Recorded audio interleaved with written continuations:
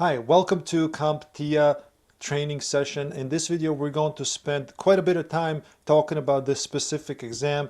These practice questions are really good, and they're going to be specifically really good for people who are trying to get into IT for the first time.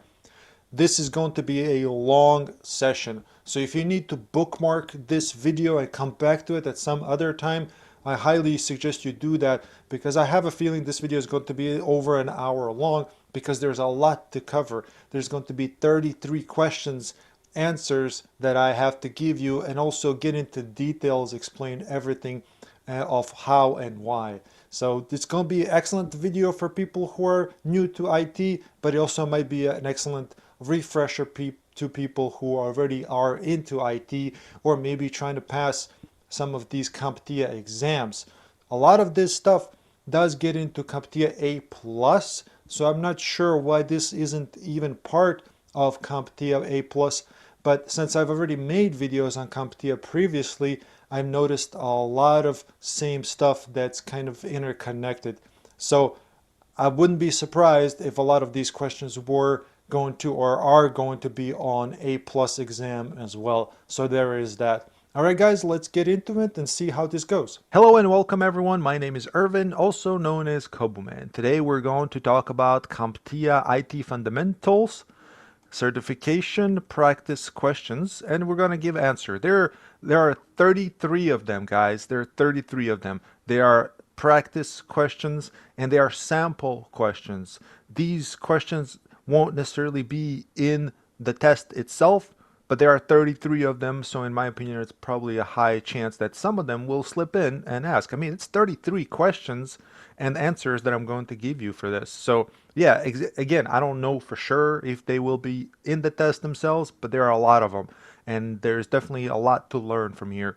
This is really good for people who are new to IT. So if you're trying to get into IT and want to learn basics or fundamentals, right? Fundamentals. This is an excellent video for you. By the way, this is all directly from CompTIA.org. These are not questions and answers that I've come up with. This is directly from them. So if you want to check it out, go to their website. And again, I'm not, well, I don't know if I mentioned this already, but I'm not affiliated with CompTIA whatsoever. This is not sponsored. This is not promotion. This is not affiliate. Nothing. This is just me making a video about this as an example of what to expect in CompTIA. All of this is the ownership of CompTIA, all of these questions and answers. Well, the answers are mine too, but you know. Anyways, so that's where we're at. If you like this type of content, please let me know in the comments below. Say hello, hi, present, just to let me know that you're interested in this type of content. Thank you very much. I appreciate it. Yeah, if you leave a like, that's also helpful too. So it's 33 questions. I'm going to read them in a sense as if you're new to computers, and I'm going to give you answers and give you as much explanation as possible. Just so you know, I have to throw this intro out there to let you know this is going to be a lengthy video because I'm going to explain everything in detail. Okay. All right, thank you for sticking with me so far. All right, question number 1. Which of the following is used for temporary storage of program data that is cleared when the computer is turned off? So which of the following is for temporary storage of program data? Temporary. Now that's a key word here. It's temporary. It's not permanent. Okay? And we got 4 different options for the answers. We got under A, CPU. CPU is a central processing unit of a computer. It's literally a chip in the middle of the computer that does the processing of everything. So that's not it. That's not memory. We got B, SSD, solid state drive. So it's a type of drive that it's in solid state, and it's definitely memory, but it's a permanent memory unless you take a hammer to it and break it, you know. But it's a solid state drive. It's a permanent memory. In this example, it's not temporary, what we're looking for. And then we got a hard drive under C. So hard drive is the predecessor of solid state drive. It's same type of storage, meaning it's permanent.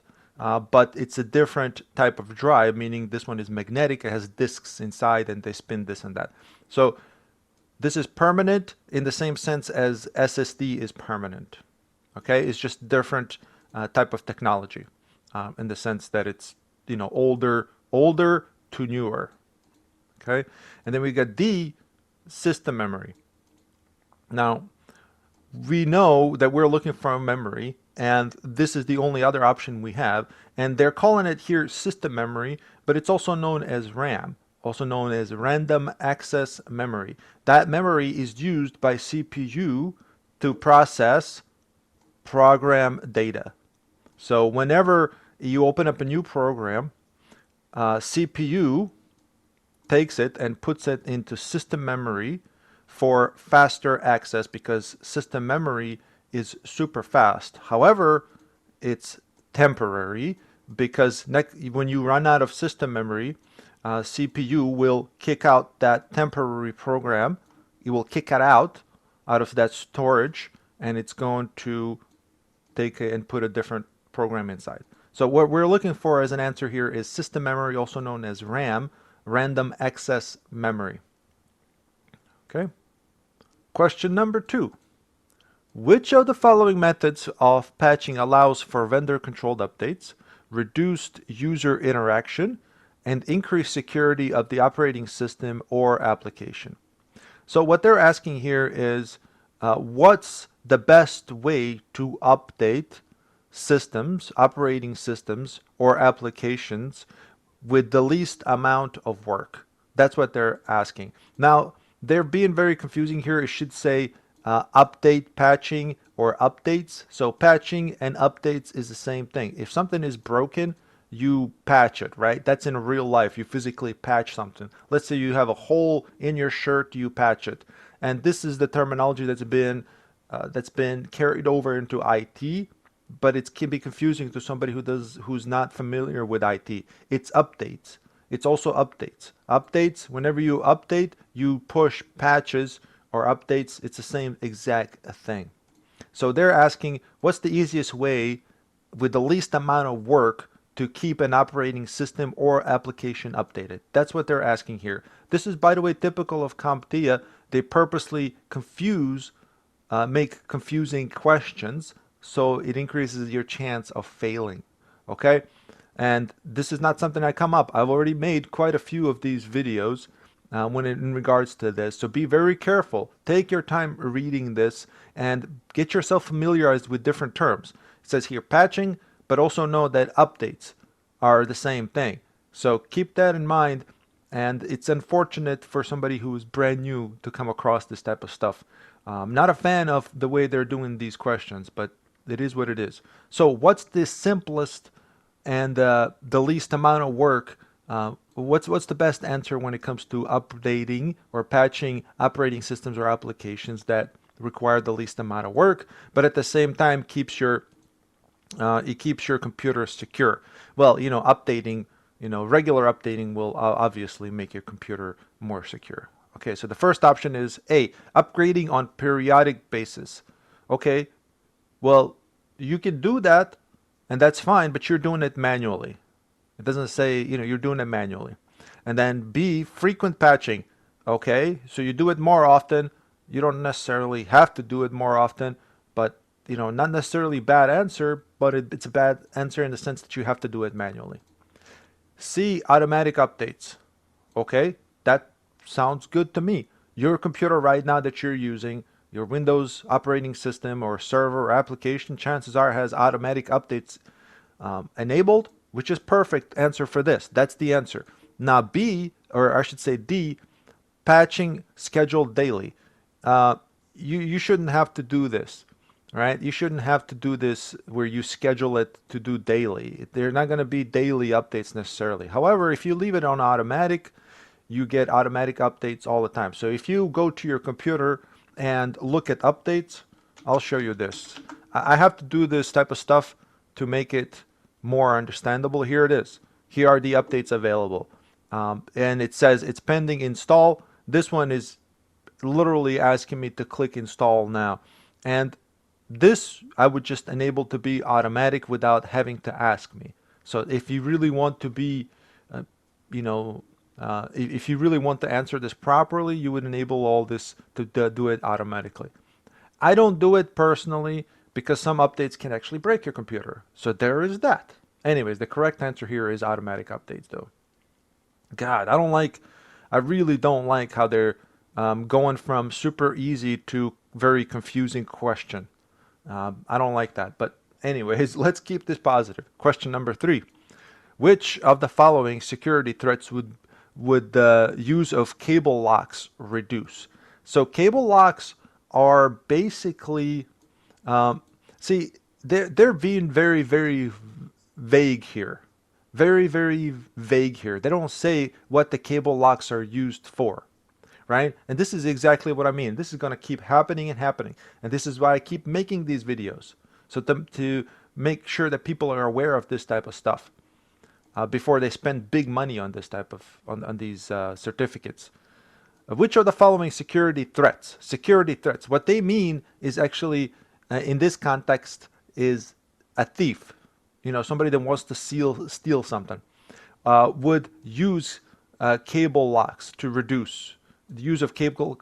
It's basically what they're asking. Why would you use cable locks? Cable locks are literally physical. You know those wire cables that you use to lock something, like your bike. Like let's say you park your bike somewhere, you put a cable lock to lock it. That's what they're talking about. I can look up a picture and show you, but you guys know. You see somebody, leave their bike somewhere, they lock it with the cable that has a lock on it.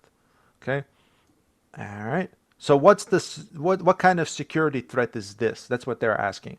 A, shoulder surfing. No. Shoulder surfing is a type of issue where somebody's over your shoulder trying to see what your password is, where you're typing on your computer. B, phishing. Phishing is like a phishing email, like phishing for your information, to steal your information for your credit cards, this and that. That's not what we're talking about. We're talking about something physical. Hardware theft. There we go. This makes more sense. They literally use cable locks on computers. In offices, they use cable locks on computers to lock the computers to the desk. Literally. So that's the answer. Hardware theft. And then D, dumpster diving.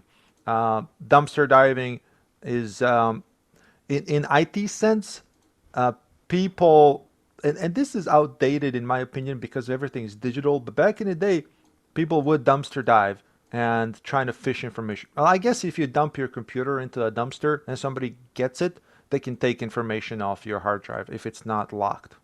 Okay, so the answer is hardware theft because we're talking about cable locks.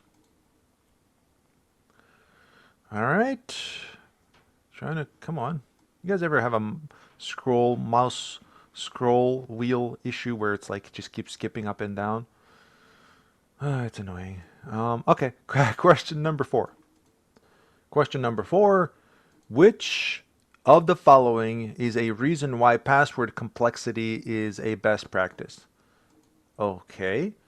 Well, why did you make this? Why did you make this question so complex? Why didn't you just say, why is it good to have a really good password? But I guess supposedly it's okay because it's we're talking about password complexity, which is its own thing, where you make sure that your password is very secure, meaning it's a combination of numbers, letters, lowercase, uppercase, and I always keep forgetting, but it's special characters. I forget what you call them, but it's special characters. So combination of those things and longer password is harder to crack, if you will. All right, well, let's see what the answer is. It makes a password harder to crack under A. I just talked about that. Okay, so that's the reason. It makes your password harder to crack. That's the answer, literally here. Let's check this out, other one. B, it encourages users to write down passwords so they are not forgotten. No, you don't want to write down your password because somebody else can find it. C, it forces users to develop typing skills. What? Get out of here. That's not. If you're going to go to, improve your typing skills, go to take a typing class or get one of those programs that help you type. D, it discourages users from using the same password with different accounts? No, this has nothing to do with it. This is just the password complexity. The answer is it makes password harder to crack, period. All right, that was easy. Question number 5.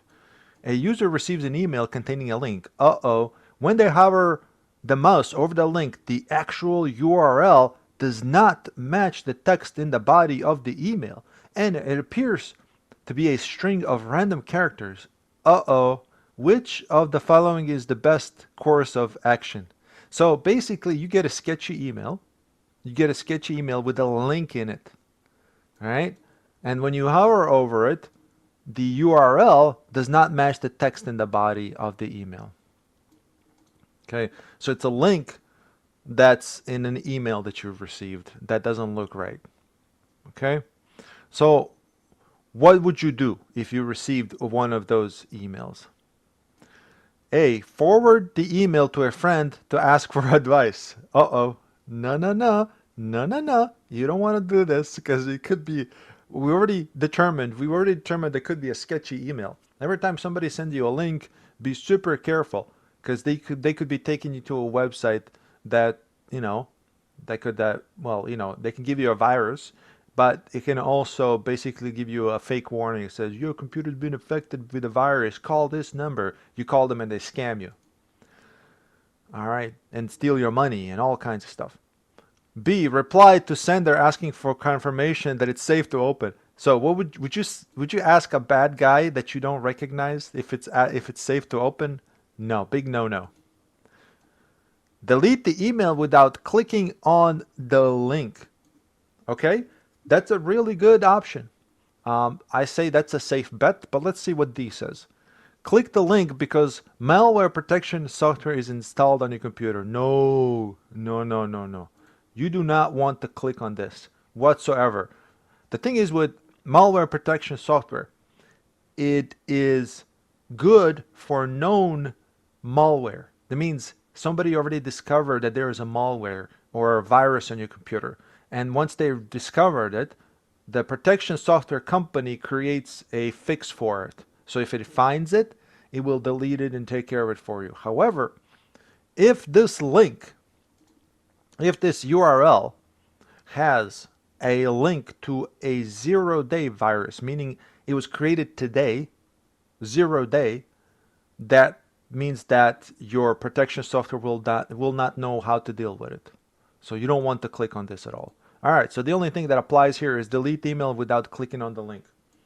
In a business environment, you would forward this email to phishing group. Means you would forward it to actually phishing email. So, and then delete it afterwards. Okay? So that means that you would forward it to for example, let's say you work for, I don't know, Facebook. Let's say you work for Facebook. I mean, I don't know, it could be a good job. You would forward it probably something like this, phishing@facebook.com. So that's where you would forward it if you worked for Facebook, and then delete it. All right.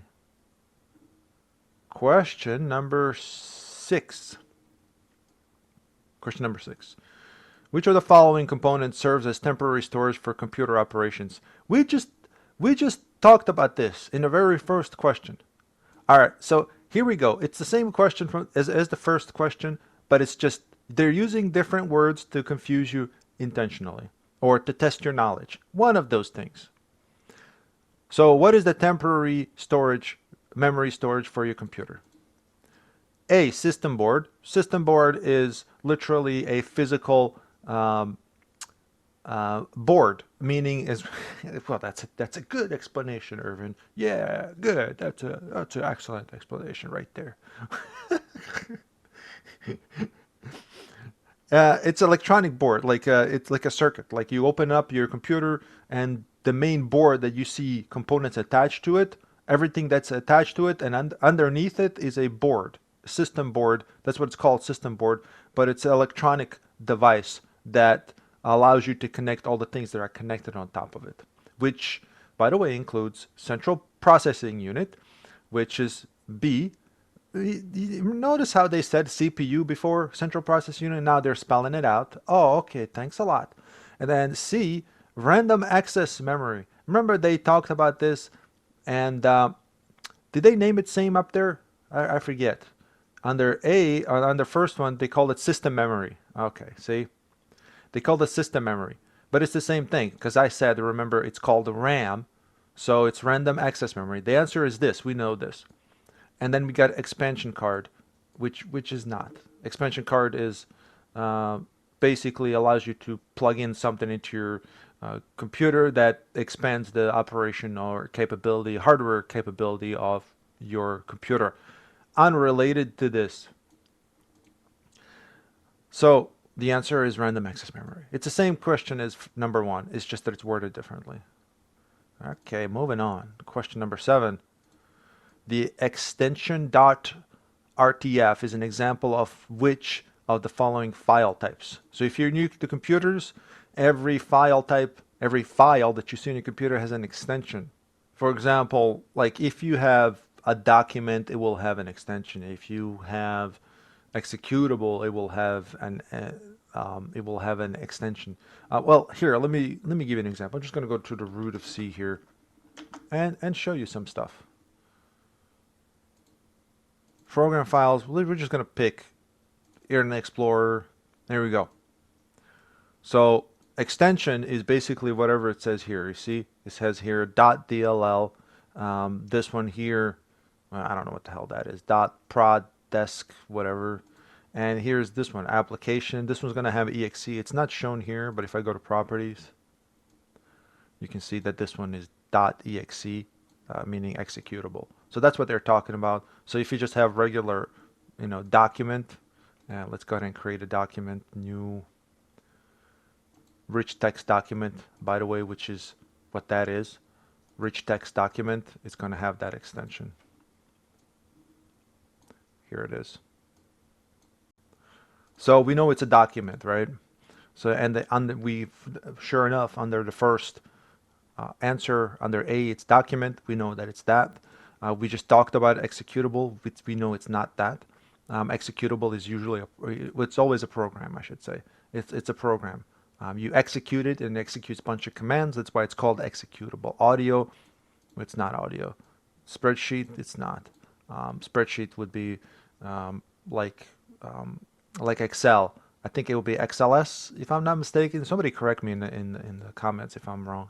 But this means rich text format or file. Is that what it was? Anyways, it's a document. A document. Okie dokie. Question 8. Which of the following is a common way to prevent physical theft of a laptop or workstation? We just talked about this. Remember, we talked about this, about the cable locks. Okay, well, let's see what they have. A, shred any sensitive information to prior to disposal. Man, they worded this differently. English is my second language, but to me, this seems weird. Man, they intentionally are really just confusingly writing this stuff out. So, common way to prevent physical theft of a laptop or workstation. Avoid storing passwords near the computer. Okay, no. Practice good awareness skills when entering password. No. Here we go. Cable and lock device is securely attached to solid objects. Didn't I talk about this? Okay, so it's cable locks and use solid objects, meaning your desk. They could have just said desk. Man, I'm starting to get bitter the more I go into this. Okay, so let's move on. Question number 9. All right, let's see. After installing new software application, a user notices that application launches in demo mode. What? Okay. That's not good. Which of the following needs to be done to fully activate the software package? Well, you already told me what the answer is. All right, fine. So it's a software application that you open, and it's not basically, it's not running as it should. It's limited. It shows you in a demo mode, meaning that you open this program and then suddenly you can't, for example, edit, or there's a limit of how many words you can type, of which things you can click on, this and that. That's what they usually mean. And it says under A, enter a product or a license key. So this is typical when you don't have a full version of the application, as I've just mentioned. And usually, as I said here, they give you an answer here right there, is that you just need to activate it. You need to, enter a product or a license key to activate it so it's fully unlocked, not just in a demo mode, if you will. I don't know why they choose to call it demo mode, but they could have just called it trial mode or something like that. B, contact the vendor for support. Well, if you don't have the product or license key, you actually just might have to do that. But that's not what they're looking for here. Reinstall the software application. That is not going to do anything. It's the same thing. Complete the software installation. Okay, well, if the part of software installation is adding the license key, then yes, but they really want you just to enter a product or a license key so you can get a full version of it. All right, moving on. I'm just going to move on, guys. Question 10. A user's laptop hard drive contains sensitive information. All right. The user often plugs the laptop into the corporate network. Okay, good. A sensitive file from the laptop has been found on another user's laptop. Well, how is that possible? How could the user have prevented this breach? Okay, a sensitive file from the laptop has been found on another user's laptop. So, just right off the bat, if somebody else has his file, that means that this other guy that's using this laptop gave it to him. The user often plugs the laptop into corporate network. Okay, so that's fine. So the only way to do this is to actually give it to him. Because the other user, it's not like a hacker, it's just another user. It's another user has his file. Another user will not be able to have access to his laptop in any way. So the only way is to actually give it to him. All right, let's see what options we have. Disable file and print sharing on the laptop. Okay, I guess that would prevent from anybody from sharing your information, but the other user shouldn't still have access to it. Delete unused drives from the network. What? That's under B. C, remove shared keys from the keyring. Oh boy. Oh boy. Let's make this even more confusing. Oh, wow. Okay. What they mean by shared keys is literally whenever you do a file transfer and you're doing secure file transfer, also known as SFTP, Secure File Transfer Protocol, you need shared keys for it to actually work so you can transfer data back and forth. That's what they mean. And I apologize for people who are new to this because that's a little bit more advanced. Set the read-only attributes on the files. Okay, so if you do this, that means that nobody can copy it or edit the file. Read only means you just read the file, All right, let's go back to this. I have to show you this visually. The answer here most likely is disable file and print sharing on the laptop, which if other people have access to your laptop, like if it's ridiculous. This would only be an issue if it's on your home network. In a business environment, in a corporate network, this stuff wouldn't even be enabled, or if it is enabled, it will be tightly controlled by the network administrators and server admins, or whoever does their stuff. Okay. Where was I gonna go? Just a moment. All right. So here's our document that we created earlier. So if I go to properties and then I go to security, because we're talking about security here, we can see that there are some parts of the operating system that have access to it. We got system. We want the system. That means like operating system. All right. They have access to this file. We got Koboman. This is where I'm logged in as at. And then we got local administrators, local administrator group. And then we have Koboman. We can see that Koboman has full control. modify, read and execute, read and write. If I edit this, I can just make it so that Koboman has only access to read, meaning that he can only read it and not make any changes to it. And then you would click OK. So basically, you would just uncheck all of this and leave just the read enabled. Or you can just remove them from there. But I'm not going to remove it because it's going to cause problem because I created this at the local profile. So anyways, I guess the answer is disable file and print sharing on the laptop. That would basically prevent anybody from accessing your laptop over the network. But in a corporate environment, this would be set up totally different. Okay, so in my mind, the only way this other user got this is in real corporate environment is if this user, if this person gave it to him. This other user should not have a way to backdoor into it. What I call backdoor is in you go and you over the network get inside of their computer and have access to it, which in this case, file and print sharing would allow that, but not in a corporate environment. Okay, I know that's kind of a weird answer to this, but I really want you to understand how this actually works, not just because this might come up again. And just like with the first question and the sixth question, and I think even seventh, it kind of repeats itself, and there are just different ways of going about it, but it comes down to the same thing.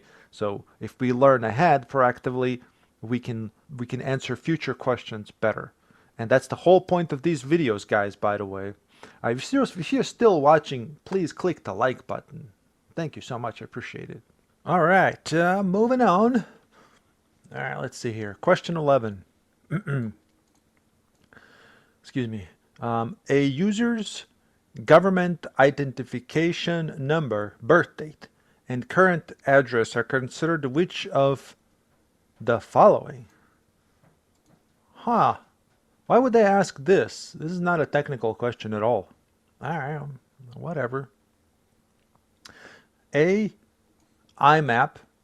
No, that's not what IMAP is. Well, matter of fact, let's look up a definition of IMAP. Come on, Edge. IMAP stands for Internet Message Access Protocol. It's a protocol that allows you to access email, use your email. It's one of the protocols. And the next one is under B, which is HTTP, Hypertext Transfer Protocol. It's just the website. You know how you guys type in HTTP or HTTPS in front of a URL? That's what that is. And then PII. Oh, okay. What does that stand for? I don't know. Well, let's get back to that. The HTTPS. All right. So it's the same thing as HTTP, except it's secure version of HTTP. So Hypertext Transfer Protocol. So URL, it can be either secured or just open, where your data that you're sending to the website. Let's say that I am connected to this website right now, CompTIA.org, right? If this was just HTTP, any information that I send to the CompTIA.org, it's going to be encrypted and it's going to be visible to anybody. Okay, but if you have it under HTTPS like it is right now, and if I click on this, you can see that a connection is secure.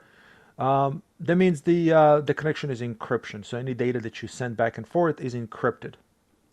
Okay. This is why you don't actually need a VPN. You know how they advertise VPNs? Makes your browsing secure, this and that, blah, blah, blah. Well, as long as the website is HTTPS, your traffic is encrypted. Okay?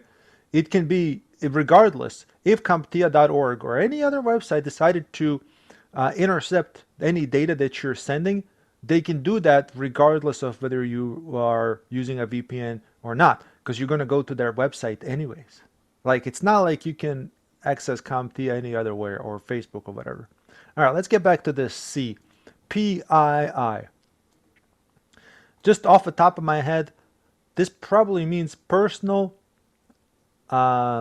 information identification, that's probably what that is. Okay, so that's the answer here. We can look up what it is too, but that's the only thing that applies here. So it says user's government identification number. So this could be different from different countries. I don't know. You know, in New Zealand, for example, it could be called something else. You know, personal identifiable information. Okay, I was close enough. Whatever. That's what that means. Personal identification information. PII. I don't know if people would say P. I don't know. But sorry about that. Anyways, that's the answer. Question number 12. All right. Question number 12. Here it is. Which of the following is the function of a CPU? We already talked about this central processing unit. We touched on this a little bit, and that's okay. We're going to talk about it again. Encrypts data for remote transmission. Let's get back to that. This could be anything. It could be FTP or SFTP, secure, or we could be literally what I just talked about, which is HTTPS, which encrypts also data for remote transmission. It could be some kind of remote desktop or remote control or a remote connection software or anything like that. And then under B, it says performs data computation. Remember I talked about this, what CPU does, central processing unit. It literally does this, performs data computation, except I worded it differently earlier on. So it's a central processing unit that the chip in the middle of your system board, as they called it here, also known as motherboard, it does all the number crunching, all the data processing, everything that's being inputted or stored locally, any program data, any codes, everything that's done, every function of the computer is processed by CPU, okay? Not necessarily controlled by CPU, but processed by CPU. At lower level hardware, there are other things that can also control your computer, but when it comes to crunching the data, processing the data, CPU is the main chip for that. C, supplies electricity to components. No, what that is a power supply unit. Let's look this up. And again, guys, I'm making this specifically so that people who are new, not Penn State University, I didn't mean to look that up. People who are new to computers can learn from this. This is a power supply unit. This is in the back of your computer. You plug it in and you get power. That's what that is. Every time you plug in your computer to power, you plug it into power supply unit. D, provide storage location for files? No. We already know what that is. We talked about solid state drive. We talked about a hard drive. And that's what that is, but not in this case. This is a CPU. The only thing that applies here is performs data computations. Okie dokie. Okay, moving on. I'm trying to scroll a little bit slower here so I don't skip a question. Question number 13. When trying to activate the operating system, okay, so your Windows operating system, a user receives a notice that software is not genuine. Okay, so I've seen this before where you install Windows operating system, and on the bottom corner, right above the clock, there would be a message kind of embedded, kind of looks like it's embedded in your background, like a watermark, and it would say your software is not genuine. I've actually seen this at work, and it's well, it could be that you stole the software, that you stole a copy of Windows, although it's free if you had previous version of Windows. But and some people install Windows 10 without activating it, okay? Without activating it, and then you get that watermark. So you can install Windows 10 and you get that watermark.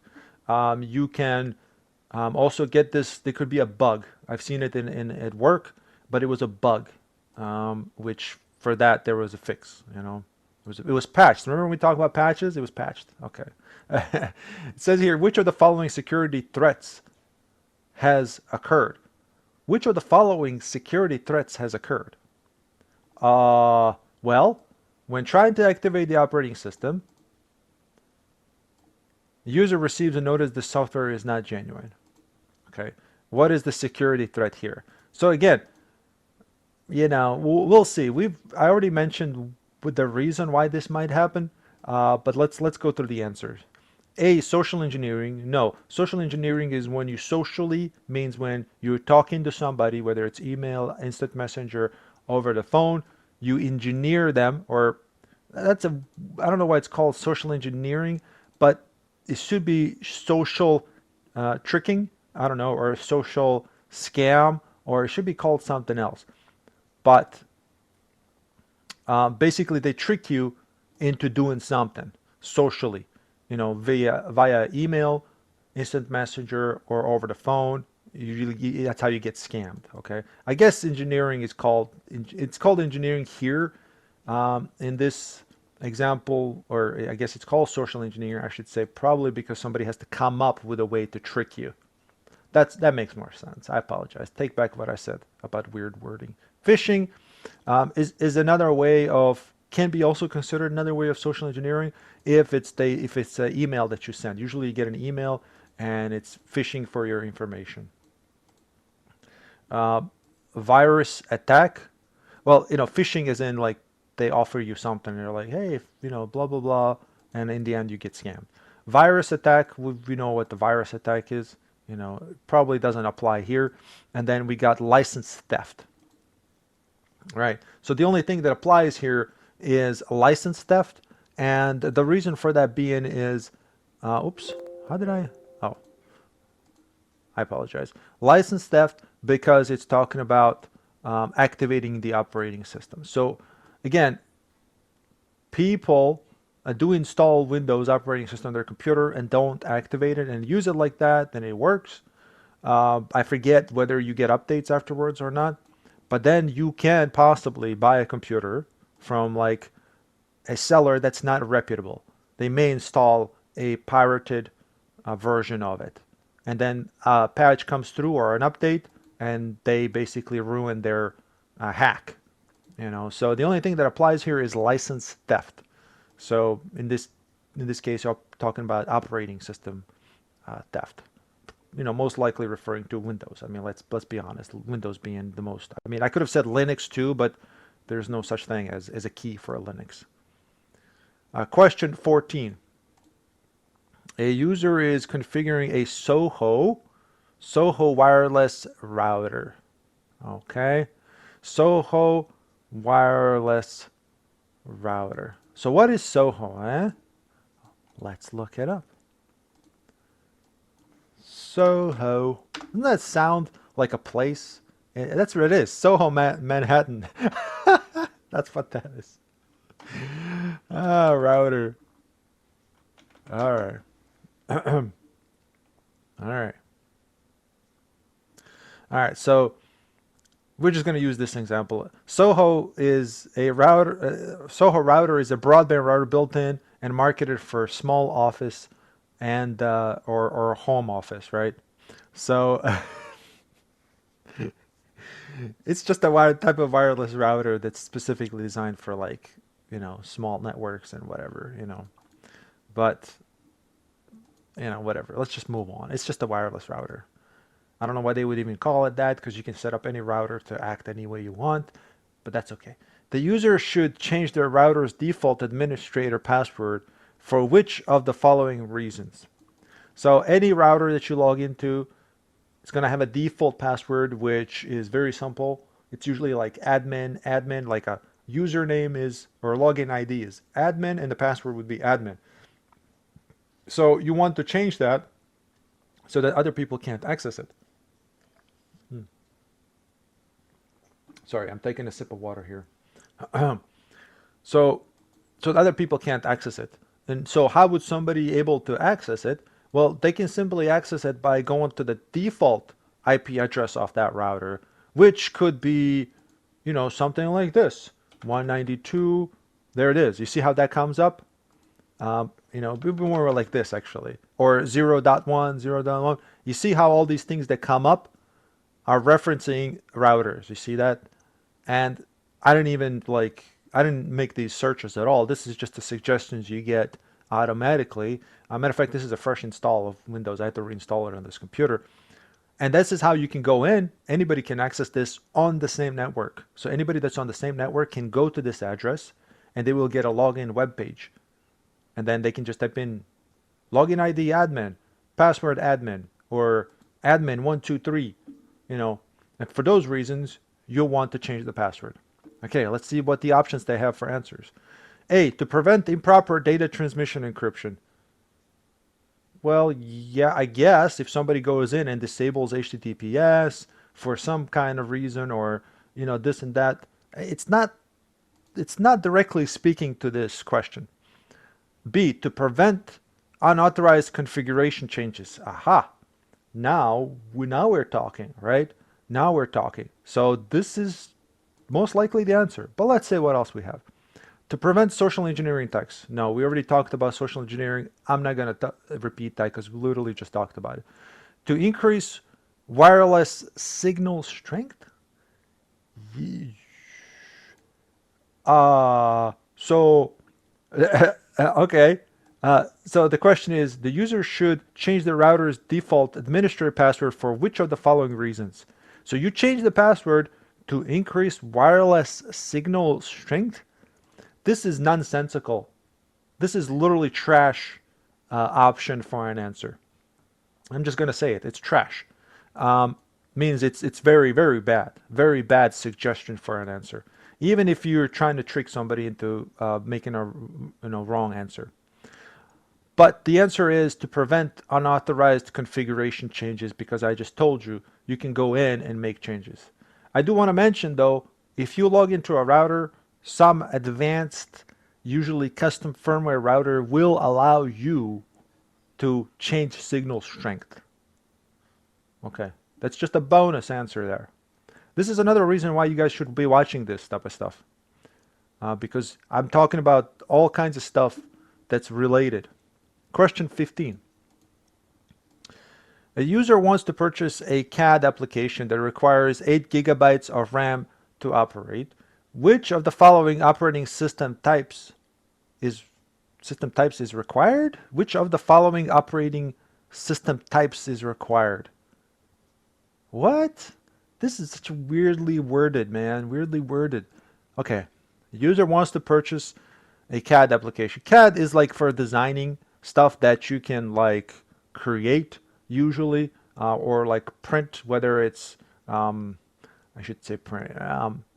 CAD applications are usually used for design of products, like physical products that later on a machine can create.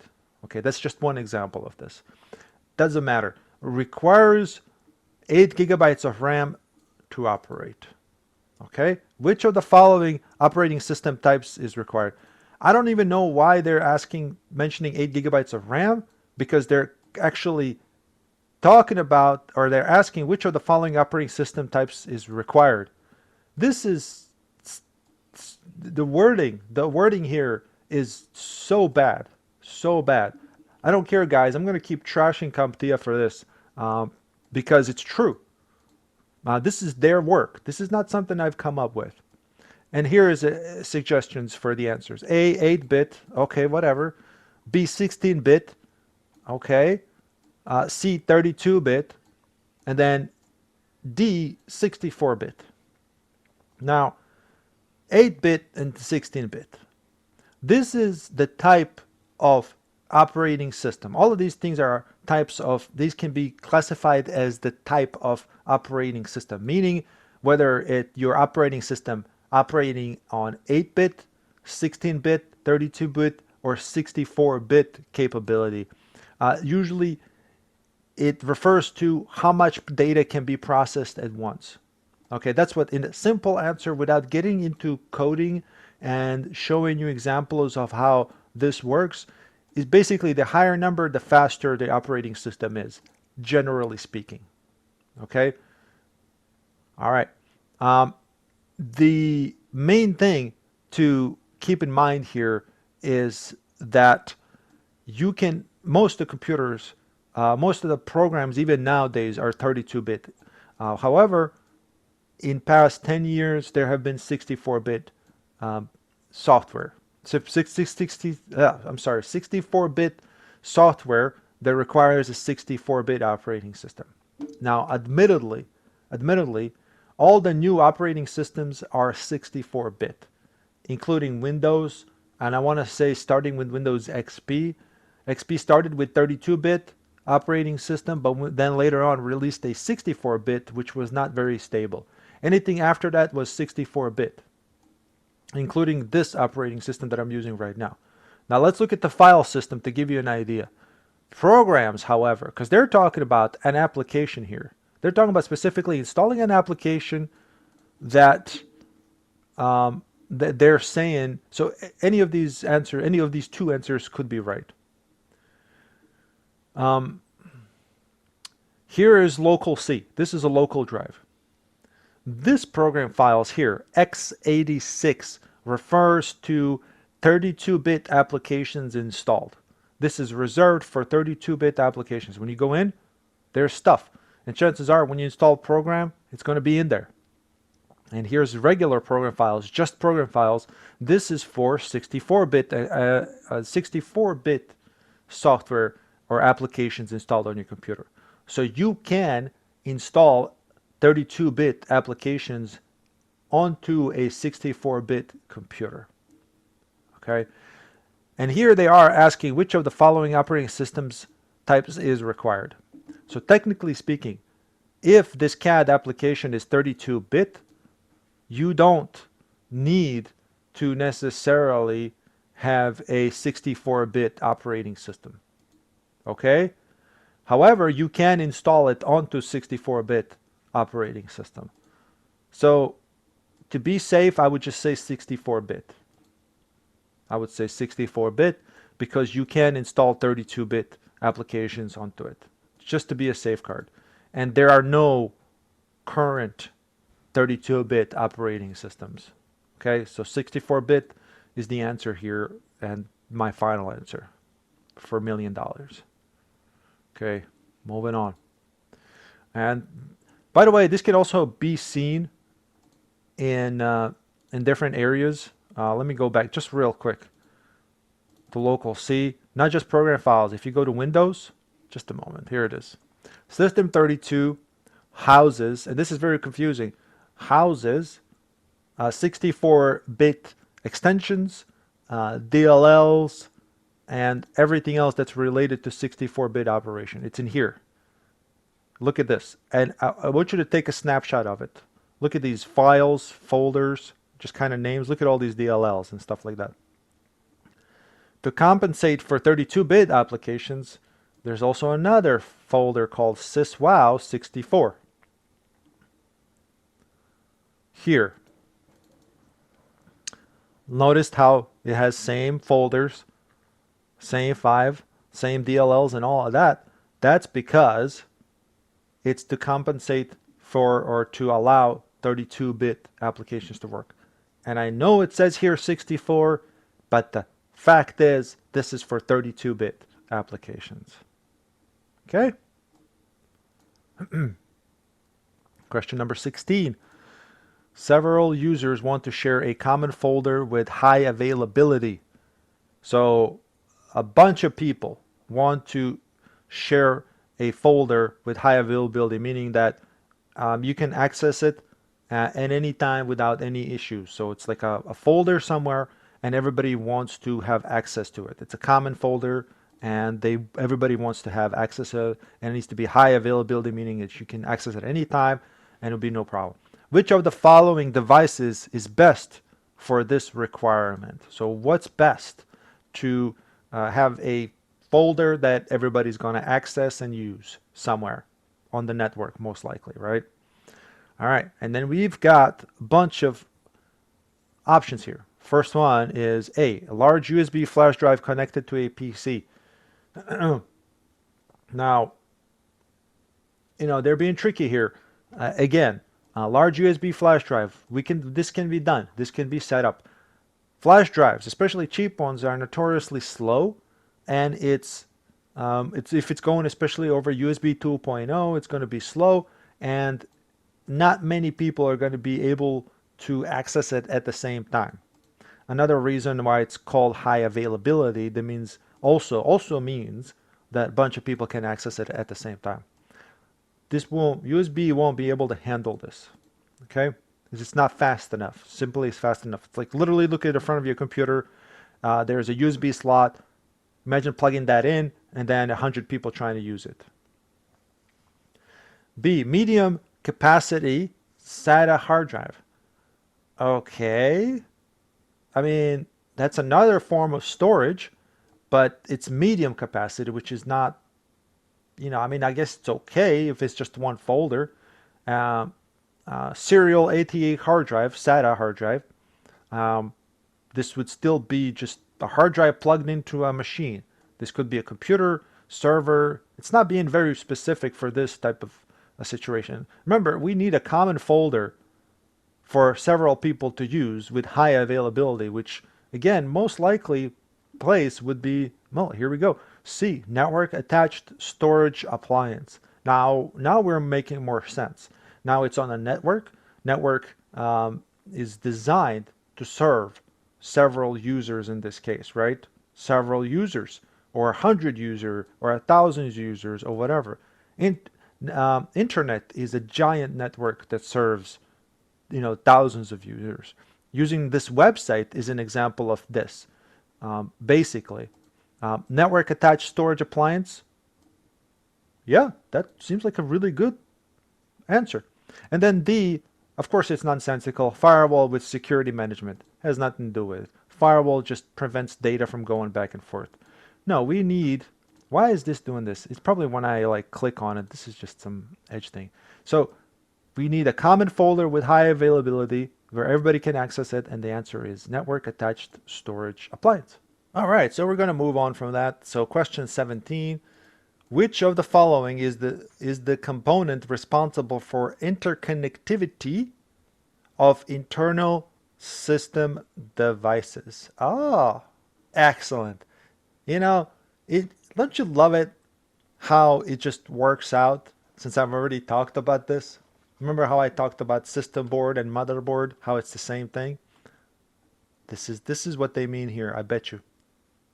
Well, I'm not going to bet you, I know, because what else can it be? Which of the following is the component responsible for interconnectivity of internal system devices?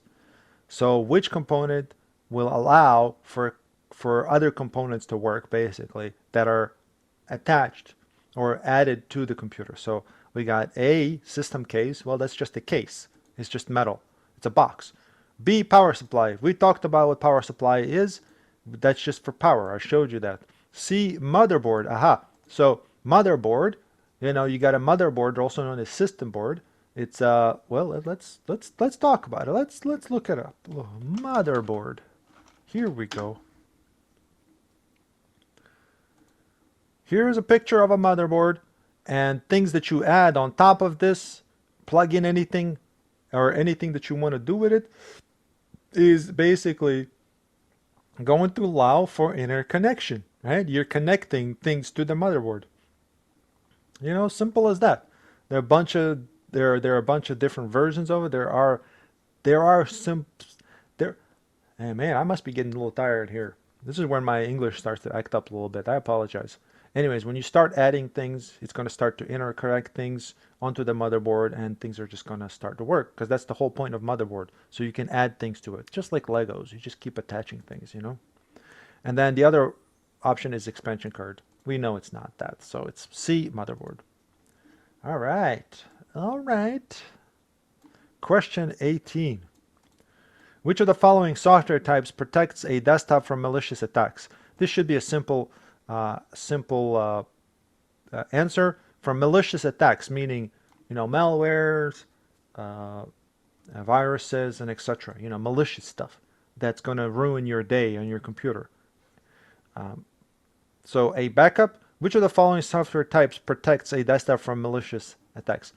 a backup. Now, you can argue that if you create a backup of your computer, it will have your document saved. So if you get a virus that's, what's the name of the one that ransomware? If you get a ransomware where they lock your computer, and they want money to unlock your computer, you can just say, screw you guys. Uh, I have a backup, so no. So that's one way to,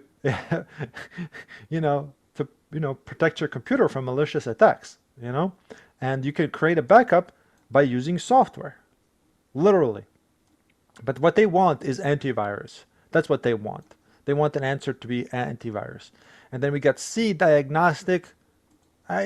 What? I mean, you can do a diagnostic on your computer for hardware issues and software issues, or virus issues, but what you want is antivirus. That's what they want. Not just word diagnostic, which could be anything. I could be diagnosing a person, diagnosing a person if I really wanted to, right? And then screensaver. Okay, well, whatever. It's not, what? What? Okay, it's not related. The answer is antivirus. Okay? Super simple. All right. Moving on. Question 19. Which of the following internal computer components is used to connect video, audio, and network cards? Ooh, finally a decent hardware question. Okay, so which internal component is used to connect video, audio, and network cards? So when we look at motherboards, looking for a good image of MOBO, as it's called. Come on. Let me get a good image of this. I'm gonna zoom in so you guys can see. All right. So which one of these, slots, is used to connect a video, audio, or network component? Right. Here we have slots. These are slots for RAM slots, random access memory, also known as system memory. These are PCI slots. These are PCI Express slots. All of these here, this one, this one, this one, and this one too. And these are just regular PCIe, a little bit older technology. I don't think computers are using these anymore, but that's okay. But these are PCI Express, just a newer version of that. Okay, so those are your options, right? It's not many options, but those are your options. Sometimes you may have, like this one has, looks like M.2, possibly M.2, or that could be just PCIe that's just for Wi-Fi card. It kind of looks like it would be for that, actually. So those are your options. Which of the following internal computer components, is used to connect audio, network, or audio network, or that? Okay. So option A is CPU. And then we got B, motherboard. We got C, hard drive. And then we got D, modem. So I hate to go back on this and repeat myself. It says internal computer components is used to connect video. So when I read this, I automatically assumed multiple, right? Internal computer components, multiple. I think multiple, right? I think multiple. This is why I was showing you a picture of a motherboard with multiple options. And I thought they were going to give me an option of PCI Express or even older type of expansion slot. This is what they are, expansion slots. But in the end, the answer they wanted was motherboard, the entire thing. So I don't like the way they worded this, but the answer is motherboard, because there are no other options. The answer is motherboard. Boy, I tell you. Question number 20. Which of the following is most important? Most. You see how they say most important to ensure computer temperature is maintained within normal limits. Which of the following is the most important to ensure a computer temperature is maintained within normal limits. Man, the wording is so hard for me to read sometimes.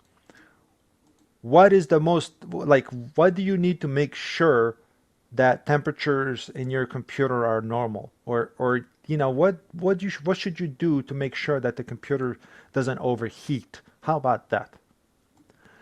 A, maintain constant power output. All right, that's given. Power supply does that. Ensuring, well, I should say maintain constant power output. A good working power supply should do that. If you have a bad power supply, it may not do that. It may, matter of fact, fry your computer. Ensuring sufficient airflow. That makes sense, you know, because we got fans inside a computer. There are fans running inside a computer. You want to make sure that it's not obstructed. That's good. Keep the case open. Now, I'm actually glad that they put this one in. You actually want to keep the case closed because the case itself is designed with airflow, certain airflow in mind. There is an inlet fan and there is an outlet fan. The inlet fan draws in cool air while the outlet fan pushes the hot air out. Computer case. Here we go. So usually, let's look at this fancy one. We got, matter of fact, this one here is better. Usually a fan is installed right here at the front, will be inlet fan. And it pulls the air from underneath and then pushes it out either back here or up here. There's another fan that will be installed back here or up here that would push the hot air out. Usually there's just one end pulling the air in. Okay? Very important. And it creates a vacuum, I should say. It creates a vacuum. Vacuum. So when you basically create suction, you need to have a way for it to vent out. Like when somebody is smoking a cigarette, which you shouldn't smoke, by the way, that stuff is nasty. You create a suction, and it creates a vacuum inside of a cigarette. And same thing with the case. It pulls the air in and then pushes it out. It creates a vacuum, a suction, I should say. And then we got turning the wireless off when needed. You see another stupid answer here. Okay. So we know the case should always be closed. And then, I hate that. And then the answer is ensuring sufficient airflow. You know, because we just talked about it. That's the answer. Ensuring sufficient airflow will keep the computer cool. Question number 21. An employee is using a desk phone to connect. Okay, the employee is using a desk phone that is connected only via a network cable. Okay, so it's a phone that's connected to the network. It's an IP phone. Which of the following technologies is the phone using? Why are they making everything plural? Why are they making everything plural? I hate that they're doing this, man. I really do. So, and it's an employee using a desk phone that is connected only via network cable. Okay, so it's just, you know, it's just plugged in into a network cable. It gets power over the network most likely too. Those are also called IP phones, or like Internet Protocol phones, also known as voice over Internet Protocol. We'll see if that answer actually comes up, but that's what that is. It's using voice over Internet Protocol. Internet Protocol in this case is being referred to as network. That's our key here, network cable. Also soft phones, meaning like if you install a phone application on your computer, that's also going to be VoIP, voice over Internet Protocol, because it's going over the network. So which of the following technologies is the phone using? I shouldn't be using plural here, but that's okay. LTE, that's your cell phone, right? That's your cell phone type of speed. I should say if you have a newer phone, chances are it's going to have LTE. Okay, so it's going to either have G2, G3, and then G4 and then LTE, which is faster than G4, and then you got G5. So if you look at your phone right now, it's going to say one of those things. So it's a speed, type of speed used for cell phones, LTE. I forget the exact numbers, the speeds, but it doesn't matter. That's what that is. It's a cell phone technology, network technology. And then we got GSM. So I think that means global SIM something. This is a phone stuff. This is like a cell phone stuff. GSM is a type of phone that you use. So some people have those SIM cards that you put in the phone, and that's how you connect to their network. And they got some GSM phones. If I'm wrong, somebody who knows more about phones, please let me know. Cell phones, smartphones, if you will. The GSM, I think, phones are the ones that don't have a SIM card, and you have to like it's all embedded. I don't know. Somebody please let me know. Or maybe GSM is the one that's using the SIM card, which probably is. I don't know. It's a cell phone type of technology. It's not related here. Now here it is, VoIP. So the answer is that. And then we got CDMA. I don't know what CDMA is, but I think it's another cell phone thing. Yeah, it is. CDMA. So, okay.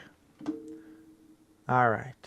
That's what that is. See, I don't know much about cell phones, but GSM and CDMA is a type of cell phone network connection thing, I think. Let me see. What does CDMA mean? Code division multiple access. It's used for cell phone technology. That's why we want. The answer is VoIP. But I apologize, guys. I really don't know much about cell phone technology. Aside from basic hardware. But when it comes to connections like this, I don't know. I've never sold or worked on cell phones like that. Question 22. Which of the following file types is used to consolidate a group of files? Oh my God, come on. Consolidate.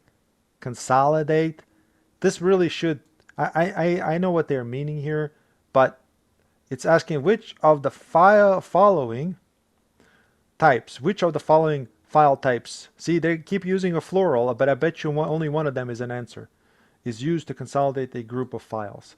What they mean is probably compress or archive, like zip or rar. Let's see if they have that option. RTF, we know what that is. We've talked about that easy. It's just a Word document. M3U, I forget what M3U is. I want to say it's some kind of audio extension. AVI is a video extension, and here is a .rar, which is used for consolidating a group of files, used for compression of the files, basically, or archiving files, if you will. So it's similar to zip files and all that. That's what the answer is. RAR. RAR. I use it. I like RAR. Question 23. Which of the following permissions is required to run .bat file? .bat file is a batch script file. Means that you can create a simple Word document and create an executable, if you will. It's not like .exe executable, but it's basically creates a simple script that will run a bunch of commands. And this is how you do it. Okay, so we're going to just go to my desktop here, and I'm going to create a new file. Just going to call it text document.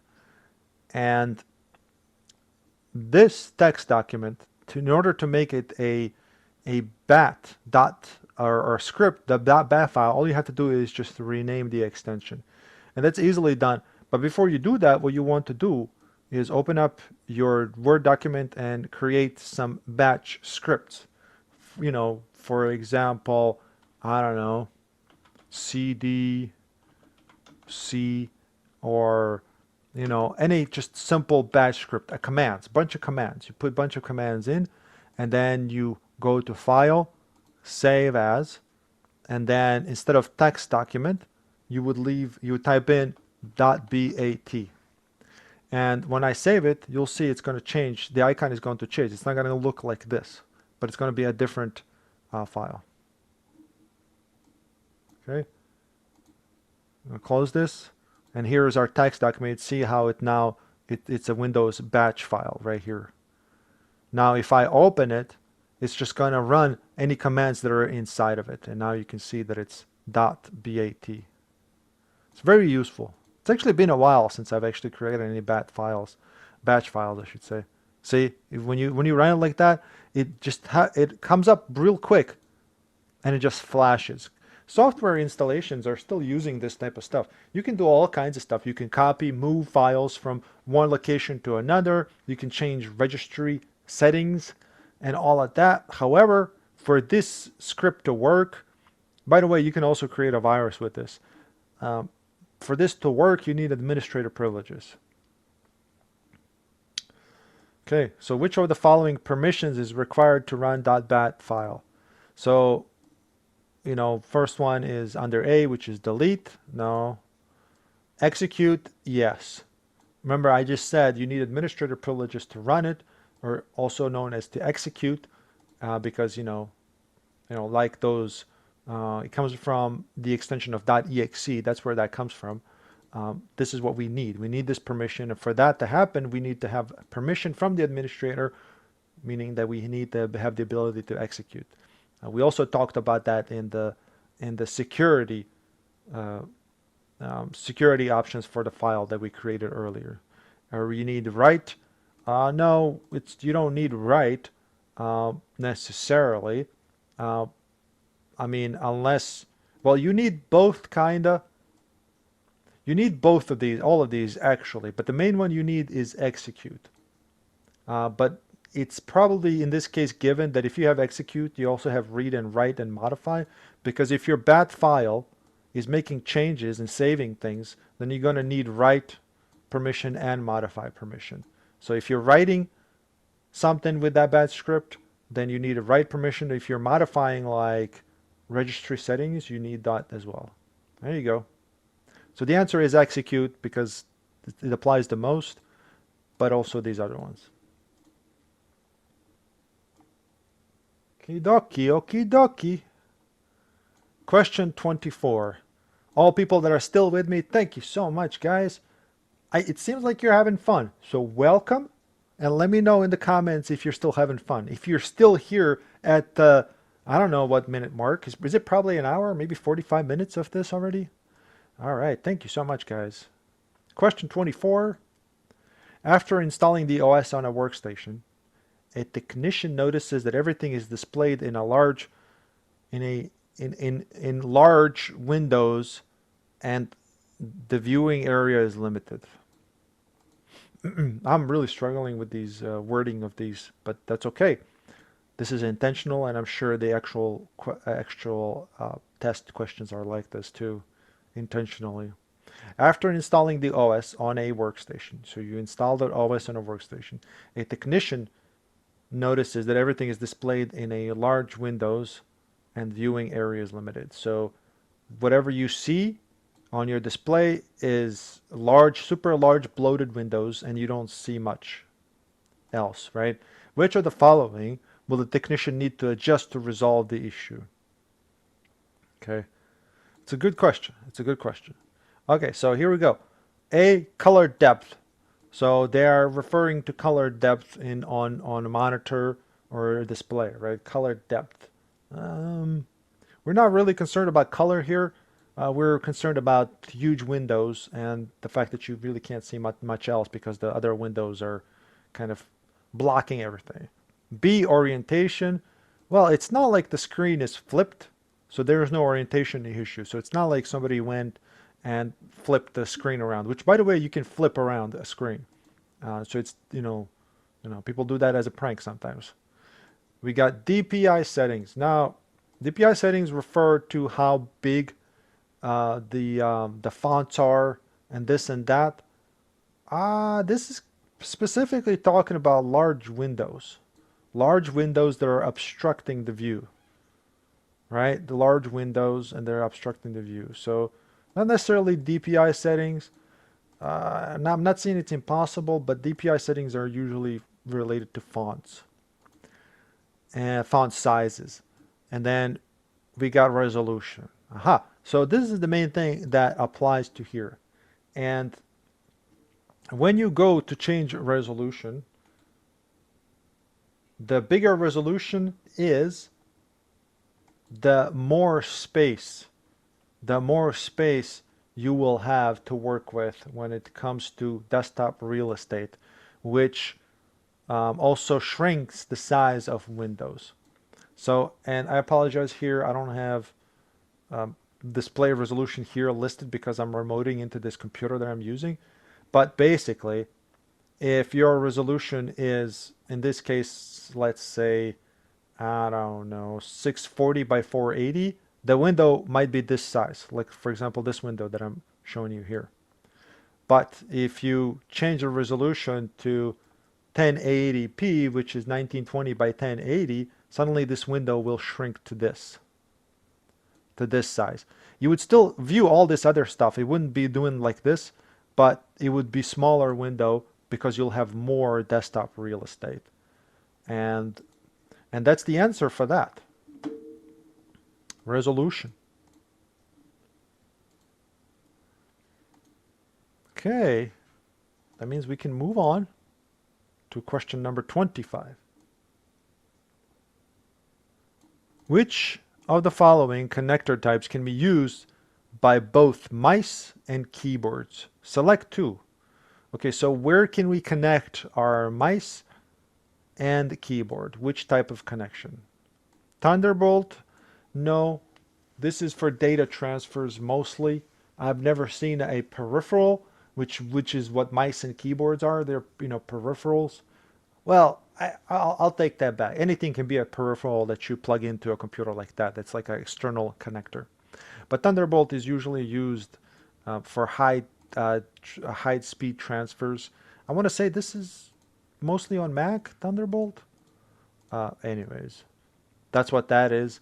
eSATA is basically it's external serial connector that doesn't require, that carries power as well as data connection. So it's like a USB, but it's obviously it's faster because it's serial ATA, but it's external.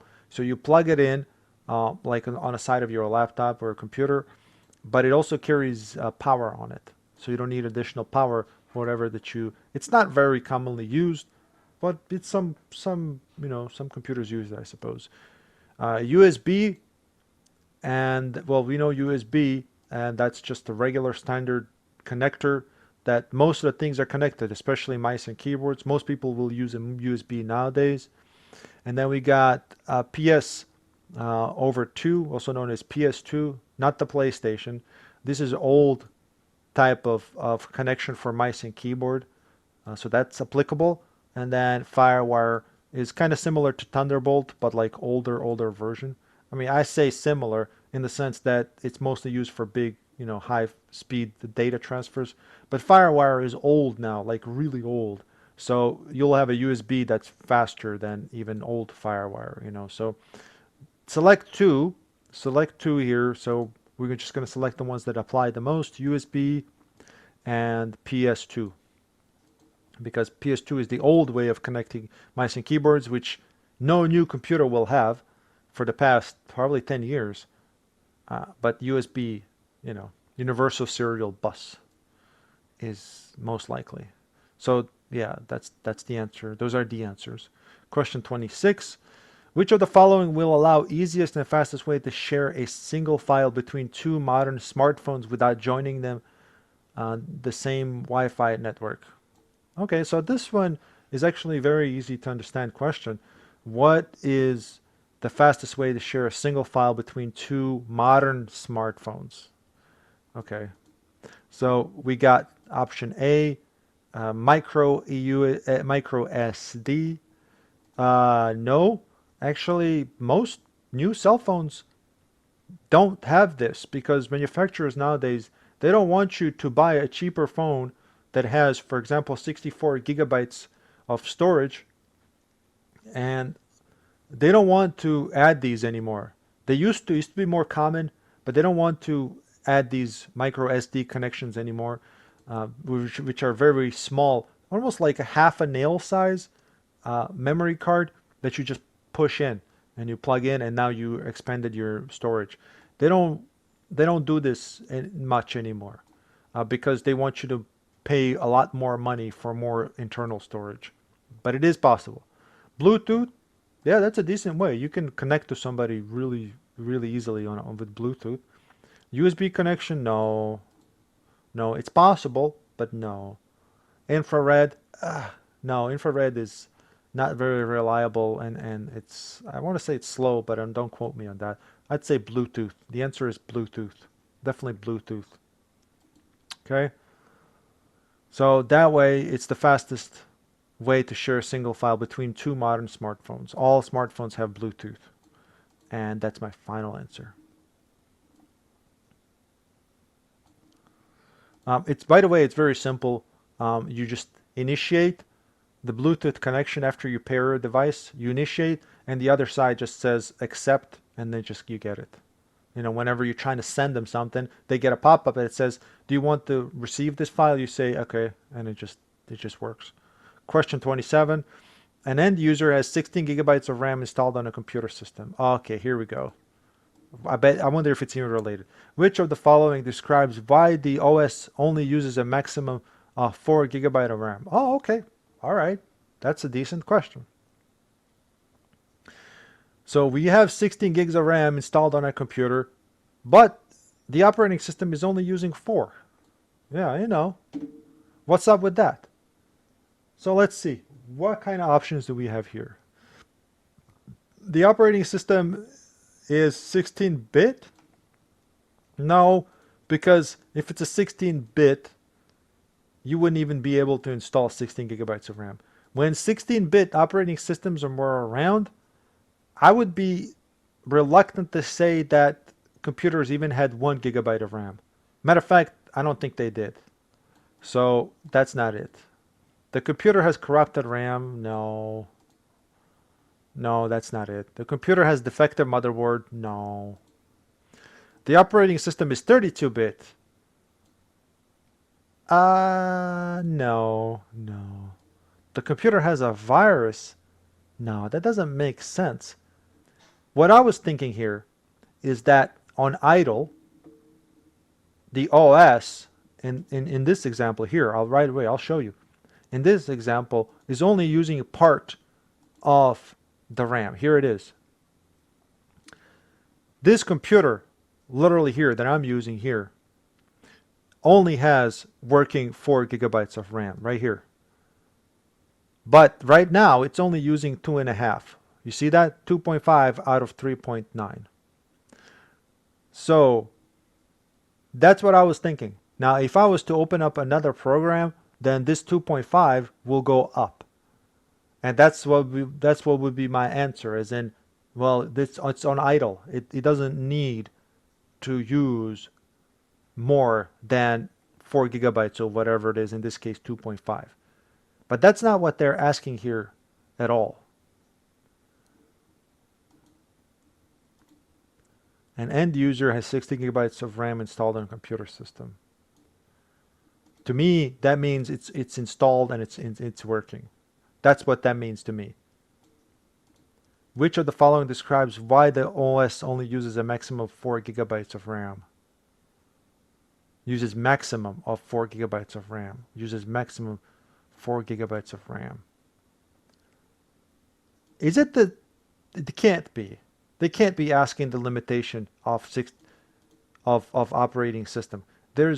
I know when you have, for example, a 32-bit system, for example, there is a limit to how much RAM you can install.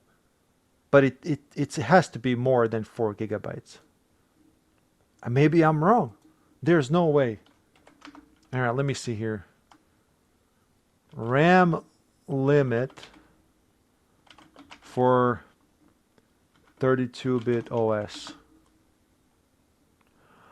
Oh, wow. Okay. Wow. Well, there you go. This. Wow, I really thought it was way more than that. I thought it was going to be at least 8 or even 16. Wow, it's been a long time since I've seen a 32-bit operating system, since like over 10 years, which was like Windows XP.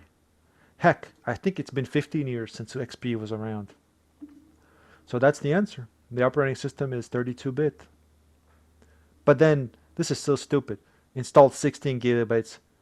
If you had a 32-bit computer, you would not even have slots. You would not have slots to install 16 gigabytes of RAM at all. Stupid question, in my opinion. But because it's worded, it's worded just weird. All right, whatever. That's the answer. Question 28. A technician has just installed a new computer. Which of the following is the best way to manage the cables? Okay. Line the cables up neatly and wrap them together with cable ties. Okay, that's a good idea right there. That's what I would do. Leave the cables loose. That's stupid. No. Nail the cables to the wall? No. That's stupid. Tuck the cables neatly underneath the carpet. No, you don't want to do that. You do not want to do that. It's an option, I suppose, but I wouldn't do that. Answer is A. Line the cables up neatly and wrap them together with cable ties. That's what I would do. And that's what I do. Okay, I lost track here. Where did I? Here we go. Question 29. A user wants to run a major update on a laptop. Okay. Which of the following should be considered before running any major updates? What should I consider before I run any updates? Okay. Restore folders from backup? Why would I do that? I'm getting a major update. I want to maybe back up some stuff, but not necessarily restore them now. That doesn't make any sense. Change administrator account password? No. You're just getting a major update. Backup important folders. Backup important folders. Backup important folders. That's what I would do. Print all personal documents. No. The answer is C. Backup important folders. Every time you get a major update, there's a chance of something going wrong, and you want to make sure you have a backup just in case this major update deletes everything. Like you're upgrading to new operating system. You know, you don't want this thing to delete everything that you have. So backup. That's the answer.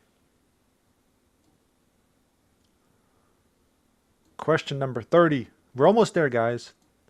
Which of the following allows for the fastest printer connections? So which is the fastest printer connection out of 4 of these? A Bluetooth is, I want to say Bluetooth, regular Bluetooth is up to 10 megabits, which is not that fast. B, USB. USB can be pretty fast, like USB 3.0, 3.1. I bet 4.0 might be out right now too, but I'm not sure. But it's pretty fast. Up to like 3.1 is like 600 or 500 megabits. Parallel? Like parallel printing? Parallel. No, this doesn't make sense. Parallel what? Parallel? Okay. Let's just ignore that one. Serial is an old way of connecting printers in the back of the computer. It's old tech, which is super slow. So I'm assuming parallel is even older. Let's see how old this is. Copy.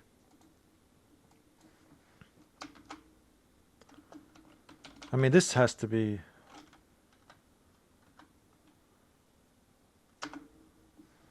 This has to be... Oh, yeah. Oh, yeah, this is parallel port. Oh my God, this was designed in 1970 through 1981. No wonder I don't know what the hell parallel is. I know I've heard of it before, but man, that's old. Serial is a little bit newer, but it's slow as hell and it's old. The best one here is USB. That's the answer. You can connect over Bluetooth, then it would probably work okay, but USB is the fastest, technically. That's what they're looking for, the fastest. All right, question 31. A user needs to establish the initial password for an email account. Okay, they need to create a password for an email. Which of the following is the best example of a complex password? All right, so let's get our, what do we think is the best password here? All right. Here it is. Now remember, we want the combination of letters, all caps, special characters, and this and that, or numbers. So here's this one, 01. Oh man, this is super complex. Hashtag, want, and bunch of numbers. This is very complex password. That's good. Here is a, I want to be a cosmonaut. So this is almost a sentence. It's, it's not very secure because it's a full sentence. Whenever somebody's trying to crack a password, they try a computer that's trying to hack a different combination of passwords. They try different combinations of words first. For those reasons, this one is not super secure. This one looks very secure, actually. It doesn't have any capital letters and all of that. But man, look at this combination. But it does have 0, 1, 2, 3, 4, 5, 6. Oh yeah, never mind. It confused me because it had these lower cap letters in here, but we got sequential numbers, so that's not good. Look at this one. 0, 1, 2. I want to be 210. Yeah. Another example of sequential numbers. You never want the numbers in sequence, because remember, when a software or computer is trying to hack or crack a password, they go 0, 0, 1, 0, 1, 2, stuff like that. So the best one is the first one here.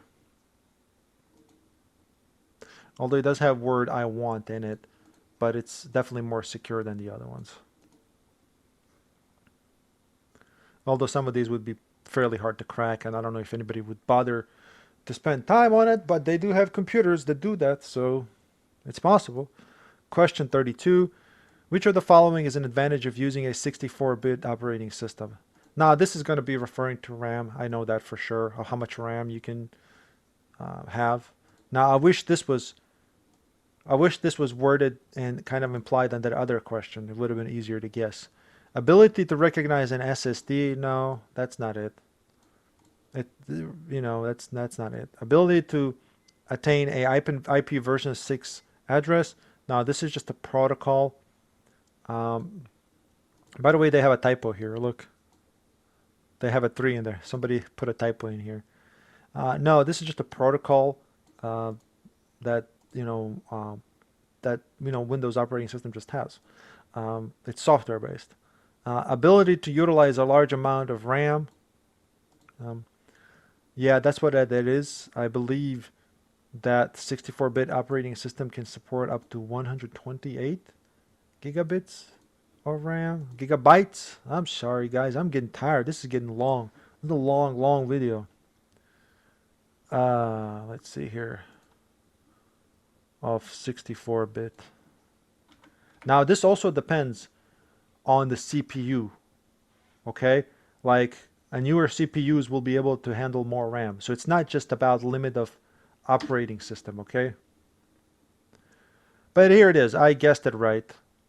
64-bit Pro Enterprise will support up to 2 terabytes of RAM. Oof. While Home, I was right about Home. Home is only limited to 128 gigabytes. So yeah, but this is also limited by the CPU architecture if it supports that. Okay, but if it's like a big server, I can see it supporting that much, I guess. So that's the answer. The D was ability to add or 2 more hard drives. No, you can do this on all computers. All right, last question. Number 33. A user has finished browsing the internet on a public hotel workstation. Okay, so he's connected on he's on a public computer. Which of the following steps should be taken best to secure PII? So that's that personal identification thing that we talked about. Personal, your personal identification, like your ID number, government ID number. Log out of the guest account and reboot. That's good. Update the browser, extensions, and plugins. Nah. Run a virus scan on the workstation. Yeah, I mean, I would do that. I mean, if possible, but it's a public thing. It's not like you can install anything. This is probably something just you can view. You're just, browsing internet. Clear the browser cache, cookies, and history. Now, I would definitely do this for sure. And log out of the guest account and reboot. But then again, the thing is though, somebody's going to go into the guest account because that's what they're using. They probably have a guest account that everybody can share. Chances are. And regardless, this is a public hotel workstation. Everything that you do is going to stay in there. So if you're browsing internet and you log in to your social media, your bank account, that's all going to be stored. At least the cookies and information. Not necessarily your login IDs and that, but they might be. So make sure you log out. If you have to do this, log out first. Log out. I repeat this, log out of whatever that you log in to on a public workstation, and then clear the browser cache, cookies, and history. That's what I would do, and that's the final answer. Okay, guys. Thank you so much for watching. I hope you enjoyed this. I know this was a long one. I know some people will actually watch the whole thing, so that's cool. I hope you've learned something from me. I've learned something today, and that's about that 32-bit operating system. Isn't that crazy that 32-bit operating system only supports up to 4 gigabytes of RAM, while 64-bit supports up to 2 terabytes?